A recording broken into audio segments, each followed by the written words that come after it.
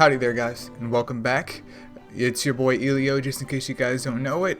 And in today's video we have the account review of Mangacat1230. He is next in the queue for the account reviews. I think I have one more, and then right after that it's going to be it's SG, in case any of the boys that are active in Discord have been watching these account reviews. But let's go ahead and get right into it.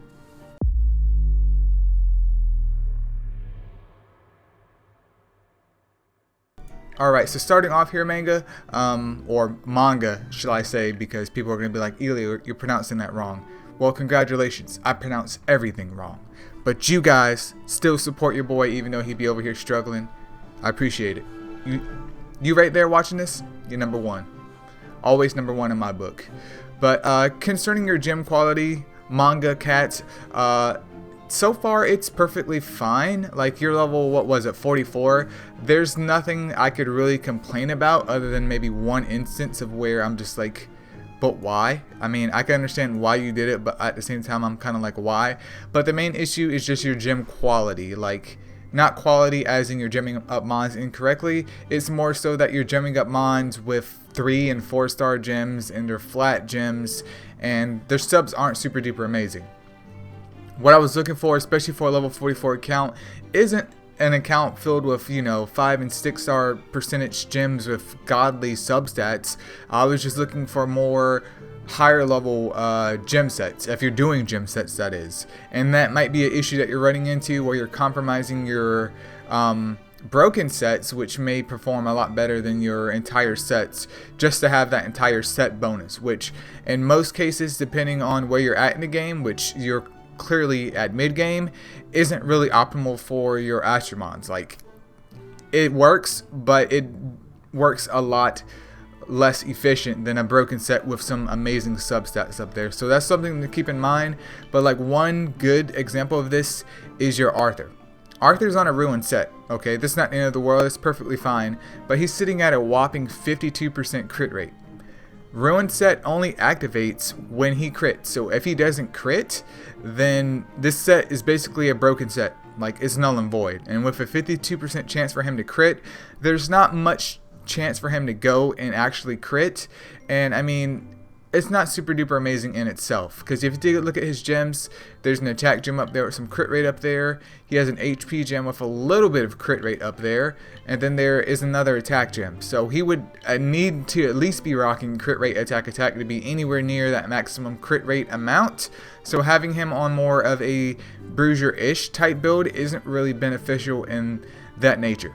There's also trinkets, but trinkets is a whole nother story. I mean, obviously, I would aim for the rare trinkets, at least the 4 to 6 star, mainly 4 and 5 star, honestly, because 6 star trinkets are super duper rare. But for the mons that you use every day, those guys should be strapped up with trinkets that actually glow, and not these trinkets right here, because these don't add anything. Like +7, I would have never plus this. I'm not calling you out or saying what you're doing is wrong, but I never would have just wasted my gold on that, because the performance on that is going to be subpar at best, because it adds nothing to his stats. And taking a look at his enhancements, I mean, he has crit damage up there, there's defense, there's HP, crit rate, and attack. You could have pushed a little bit more attack up there, but it's not the end of the world. His enhancements are fine. It's just that his gem set is holding him back, and trinkets could help kind of round out his stats a little bit more, and you even get more crit damage from your trinkets. So it's like, just keep in mind what you're doing. Try to focus on one mon at a time, especially with your trinkets and your enhancements like you did with Arthur. And we'll go into more detail at the end of the video with that, but I just wanted to touch on gem quality while we have this pulled up. Moving on, next up we have the Tower of Chaos here. As you can see that you're kind of dipping into the tower with all of the elements, and I think one of the biggest issues holding you back isn't so much of your mods, it's once again gym quality. So once we hit up B10, hopefully that gym quality will increase within the coming months. It's not a super duper quick process either. Like, getting your gym quality up in your account takes a lot of time, a lot of runs, and a lot of cursing at Tina, unfortunately. But right now it is like March. It's the middle of March. I'm not going to say the date, because by the time I upload this, it won't be it will be null and void. But it's the middle of March and you're sitting at 0 out of 120 floors of Tower of Chaos. Now, I'm not saying you need to be ready and on the trigger once Tower of Chaos resets every month on whatever Saturday they decide to do it, and just do the free entry of Tower of Chaos. But we're looking at halfway through the month and you haven't even touched this place, which is a great place for you to get not only a gleam but some other goodies for almost free. I mean, it does cost energy, but energy does come back over time, and you could spend, you know, a little bit of energy every day doing this if you need to, or just do it in one big fell swoop. Especially with ads, there's really no excuse as to why this isn't done. But I clicked on this and I saw that your team composition is very, very weird, champ, on this, because you're rocking a Fire Kira, a Wet Purse, Light Odin, and then Dark Sea Star. So Purse is a passive healer. Light Odin, she's not there for damage, she's just there to heal. And then you have Kira as well for more, well, she does a shield, but still.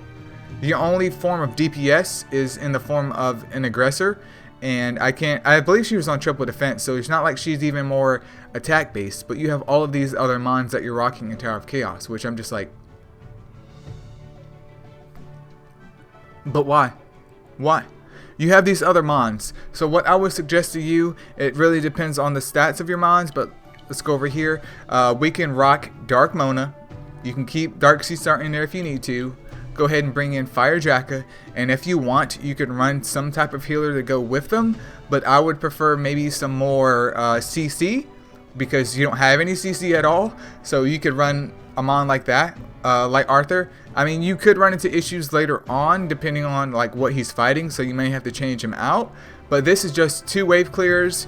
You got some form of CC, at least at this point in time, and then you have Dark Sea Star, which does count as DPS, but you know, it's not the world's best DPS, but it's not bad either. Like, she gets the job done, it's just not super duper efficient. And there's nothing else that really stood out to me.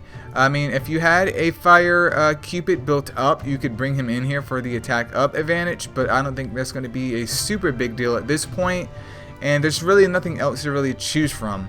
So I think a composition like this is going to suit you way better, just for the simple fact that you could just maul through things and not spend an ungodly amount of time running Dark Sea Star as your main DPS when you have basically 3 healers supporting her, when her damage isn't that amazing either, because she's not even super evolved. Level 44, I'm not going to say any more about that, but you know, yeah, just try this team composition, at least keeping Dark Mona and Fire Draka in your composition, and switch it up to, you know, figure out what works for you or what's the most efficient of getting you through the Tower of Chaos without switching so much, which is very important. But there's free stuff in here for you. There's free stuff that can help you progress your account a little bit faster, and you can also earn a free Nat 5 at floor 100. So get it done, my dude. Moving on next, so we're going to go ahead and take a look at your B10 team. I do want to go ahead and state right now, though, that unfortunately I don't have any prospecting views on you attempting Colossus of any nature at this point in time, just for the simple fact that the only courageous striker I saw on your account was Wood Merlin, and I'm pretty sure that he came from the Heroes Fest selection ticket, to be honest, which isn't that bad. I'm not hating on you for that. I think you do have a Water Indra, but he's not a dedicated courageous striker, so he's more of a debuffer. So at this point in time, I don't suggest Colossus to you. I know that Nestia has like Colossus guides involving like Nat 2s and Nat 3s, so if you really want to push Colossus right now, go ahead and feel free to check him out. Subscribe to him if you guys haven't already. He's been doing this a lot longer than I have. But yeah, I personally would just stay away from him right now, because even if you did have those C strikers, the issue is going to come back to you where gem quality is a very, very big problem. But let's go over here and take a go at this. So you're running Water Miho, Fire Purse, Fire Draka, and then Light Odin. If you guys can point out a big problem with this, go ahead.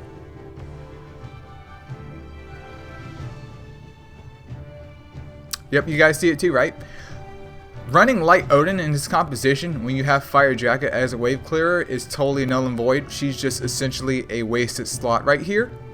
And also running Water Miho. I know you like Water Miho, but Water Miho is a beginner sapper. Like, she's not that great.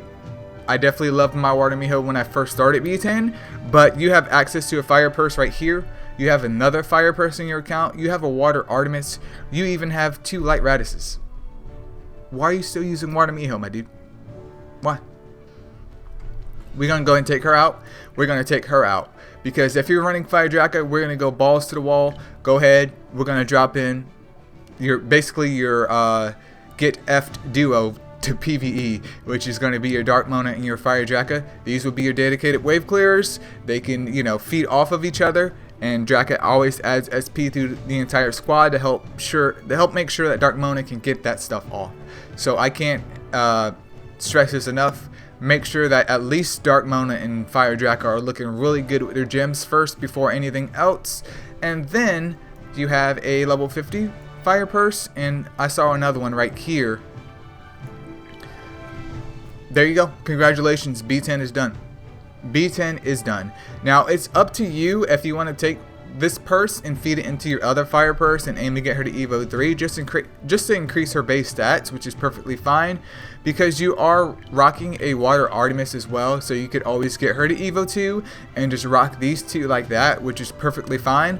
But I mean, the only real difference though is that Fire Purse fully booked up does beat Artemis out slightly, but unbooked, I think Water Artemis beats her out slightly, considering that while Purse's 5-star sap is, her 5-star skill for her sap is 100% chance for 2 turns, Artemis is 80% chance for 2 turns across the board. So both her 3 and her 5-star skill have sap at 80%, while I think Fire Purse's sap at 80% for her 3-star skill is only 1 turn.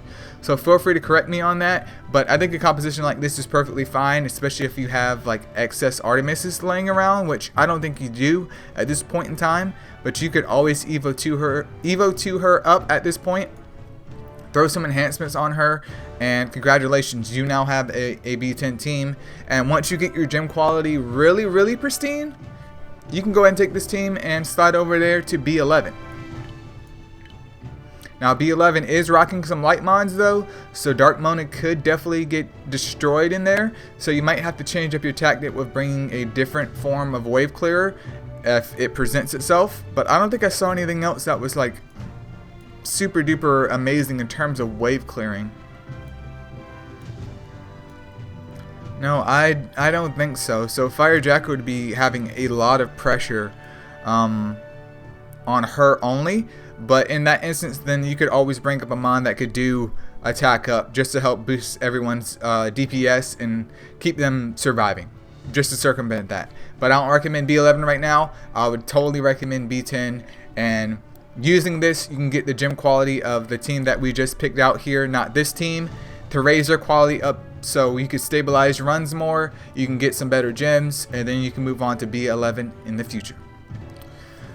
Alright, we're back with your PvP offensive team. I'm not sure if this is serious or not, but once again, it's a bit of a weird champ. Just because you're rocking a Water Purse and a Water Shiva in the same composition, and this is your offensive team, and there's also a Water Miho. So, you're using Fire Draka as your tank during the SP season? I mean, I know you have it there for the puncture, but this is the only other elemental mon on your team, so depending on what you're fighting, Draka's going to get targeted and destroyed after its puncture goes off, because I'm pretty sure they're not going to die from that. So, I mean, we got a couple things to talk about here. This team composition I would rate as basically sad face gaming, because you have Purse as a passive healer, which is perfectly fine. You can use her also to stall teams out, and then you have essentially, like, straight up, you just essentially have Fire Draka as your only form of DPS. Like, straight up. Water Miho, you have a Fire Purse, you have a Wet Artemis. I understand that they're not Evo 3 or Super Evo'd or fully booked up or enhanced, but you have all of these mons that are just better sappers, and I wouldn't even bring a sapper in here for PvP anyways, unless it was Dark Yuki, because she does have utility with her SP Siphon, and you're bringing in Shiva to do the SP Siphon, which I'm not hating on. That helps you can kind of control the battlefield here, but there's a lot more that you could do to just make sure that your team is working properly. Like, I would go ahead and take Miho out. If you don't feel safe not having your purse there, you can keep purse in there, but I would end up trading one of these two bad boys out, preferably purse though, because if you can stop the enemy from acting, you don't really need heals. And then you can go ahead and drop in your Light Arthur, because that's some form of crowd control. Once again, Shiva's there as some form of crowd control. Draka, I mean, you're level 44. I'm not expecting like the dream team or the god composition, so I'm not going to hate too much on that. And then whatever mon else that I can find over here, you can use Dark Mona as a nuker right here, because there's not too much form of dedicated CC that I can see from your mon box. And that should definitely improve your team composition for right now. I'm not saying that it's the best thing in the world, but especially in lower level PvP, like the lower ranks, it's not so much about CC as it is about nuking. And you bringing in both your wave clears there that will be gemmed up and super duper pristine in their quality as time goes on should definitely help you clear out stuff a little bit faster. Especially if you're playing on manually, then you can always use your Shiva just to try and control what the other team is doing. And then Arthur is there, which he can be targeted once again if he is the only light mon and you're facing a whole bunch of dark mons.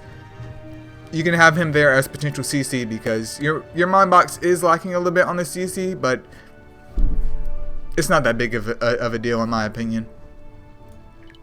And then moving on to your defense, you just have Hannes here, or Hannes, so maybe you're just trying to like farm out some points, which is perfectly fine. But you ever get serious and want to switch this out, obviously aim for a more cuss word type defense, which basically consists of, if you can like mix aggressors in there, that's always good.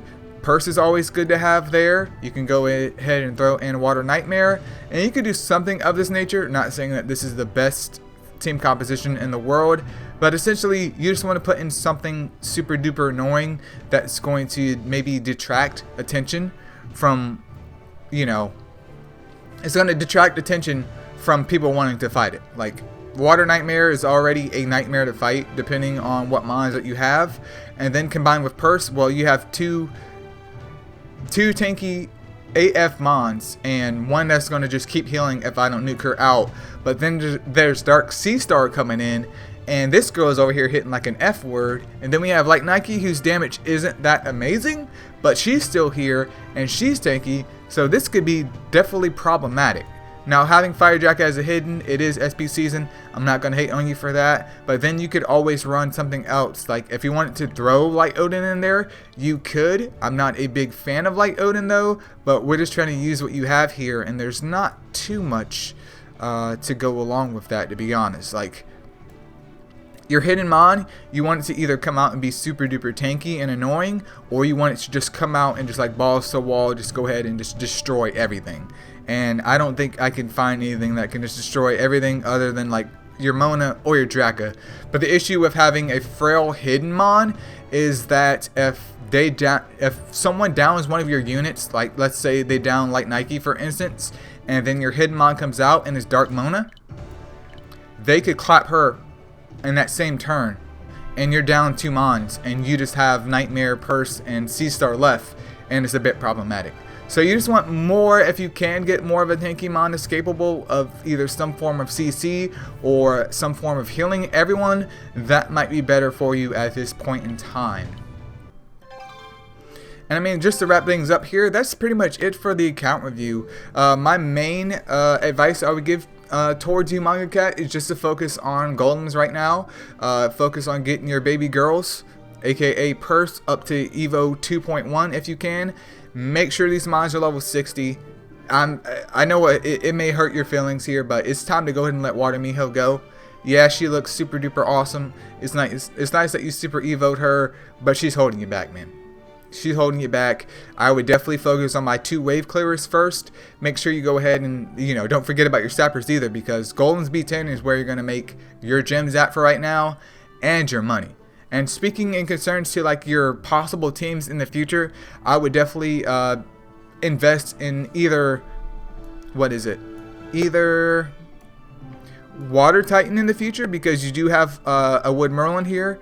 You have a Hannah, and you could always pick up more Hannahs. Actually, you have 2 Hannahs, so you could just pick up 2 more Hannahs and your healers are done.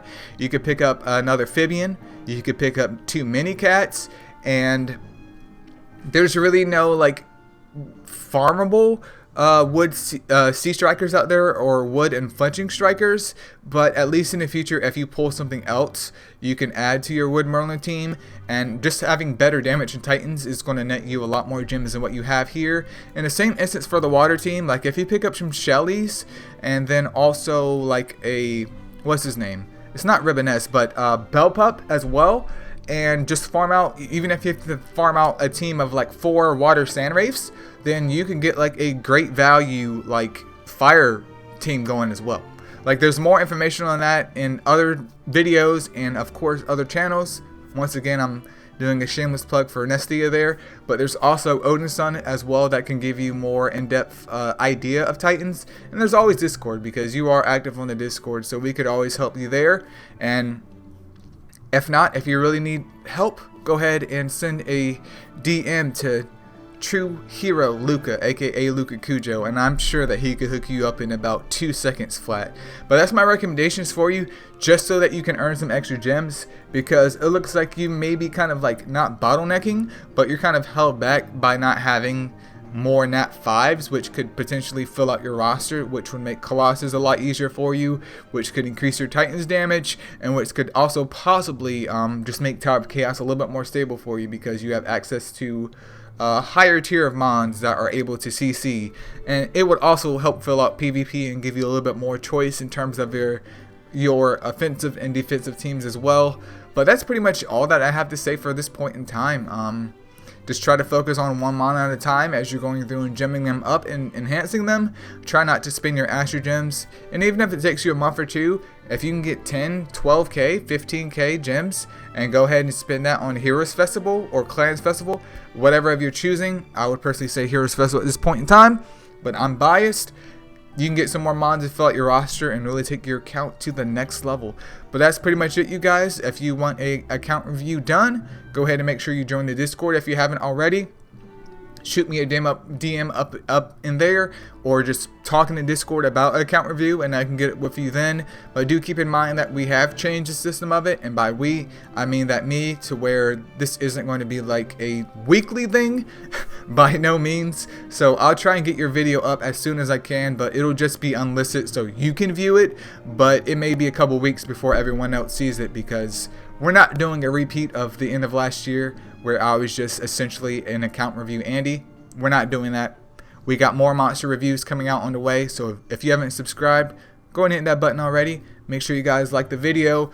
Feel free to leave a comment below if you guys have any more suggestions for Mangacat, and I'll see you guys later.